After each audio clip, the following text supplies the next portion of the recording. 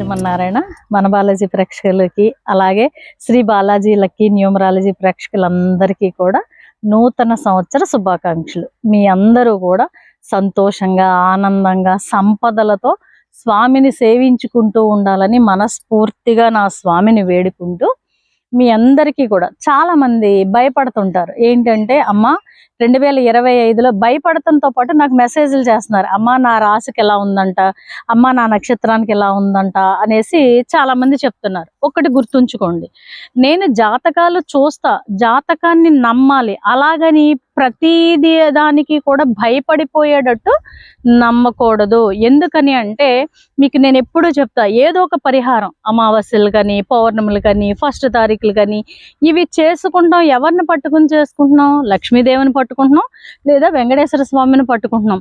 కాబట్టి వీళ్ళిద్దరిని పట్టుకుంటాం వల్ల మనకి ఏమవుతుందంటే, ఏ నక్షత్రంలో పుట్టినా ఏ రాశిలో పుట్టినా ఆ రాశికి సంబంధించిన గ్రహాలు మనకి అనుకూలమే తప్ప ప్రతికూలం చేయకుండా మనల్ని అనుగ్రహిస్తున్నాయి. కాబట్టి 2025 మన బాలాజీ వాళ్ళకి కానీ శ్రీ బాలాజీ లక్కీ న్యూమరాలజీ వాళ్ళకి కానీ మంచి అదృష్టాన్ని తీసుకొస్తుందని. హైదరాబాద్ ఎప్పుడు వస్తారమ్మా అనేసి అడుగుతున్నారు. నేను ఫిబ్రవరిలో వస్తానమ్మా, ఎందుకంటే జనవరి మనకి ఎలాగ పండగలు ఇవి మీకు అందరికీ తెలుసున్నాయా కాబట్టి నేను ఫిబ్రవరి. పూజకి సంబంధించిన ఐటమ్స్ అన్ని చక్కగా మన పూజ వాళ్ళ దగ్గర తెప్పించుకుంటున్నారు. మన పూజ వాళ్ళ ద్వారా కూడా నాకు మంచి పేరు తీసుకొచ్చారు మీరు అందరూ. ఎందుకనంటే నిజంగా నాకు చాలా సంతోషంగా ఉంది. అమ్మ ఇవి వెలిగించిన తర్వాత చాలా బాగుంది, ఇవి వెలిగిస్తే చాలా బాగుంది, దీపంలో వేసే నూనె వలన కూడా మాకు చాలా ప్రశాంతత వస్తుందమ్మా, ఇల్లంతా సుగంధ పరిమళాలతోటి ఉందమ్మా అనేసి అంటున్నారు. నిజంగా వాళ్ళ వలన కూడా స్వామి నాకు మంచి, ఒక రకంగా చెప్పాలంటే మంచి పేరుని తీసుకొచ్చారు. కాబట్టి పూజ వాళ్ళ దగ్గర మీరు ఏది కావాలన్నా సరే చక్కగా వాళ్ళ దగ్గర దొరుకుద్ది.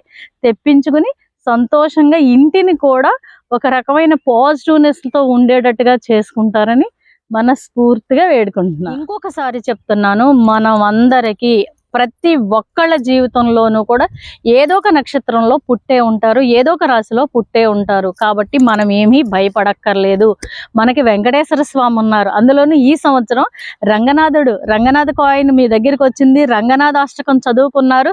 రంగనాథుడు ఒక రకంగా చెప్పాలంటే ప్రతి సెకను మనల్ని అనుగ్రహిస్తూనే ఉంటారు. కాబట్టి ప్రతి ఇదిలోనూ కూడా మొత్తం అందరం కూడా సంతోషంగా ఆనందంగా ఉండేటట్టు ఆ స్వామి చేస్తారు. ప్రతిరోజు మన ఇంట్లో దీపం పెట్టుకుని మనకి తోచిన అష్టోత్తరాలు కానీ లేదంటే అభిషేకాలు కానీ చేసుకుంటే చక్కటి అదృష్టాన్ని ఆ భగవంతుడు మనకి ఇస్తాడని కోరుకుంటూ, అలాగే నా